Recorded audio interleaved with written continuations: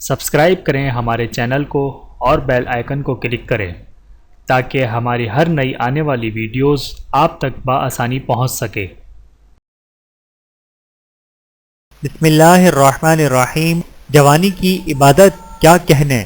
رسول اللہ صلی اللہ علیہ وآلہ وسلم نے فرمایا، وہ جوان جس کی جوانی عبادت الہی میں گزری اسے اللہ تعالیٰ روز محشر اپنے عرش کے سائے میں عطا فرمائیں گے۔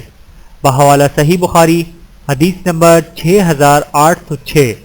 اللہ تعالیٰ ہم سب کو حدیث مبارکہ پر عمل کرنے کی توفیق عطا فرمائے، آمین ثم آمین۔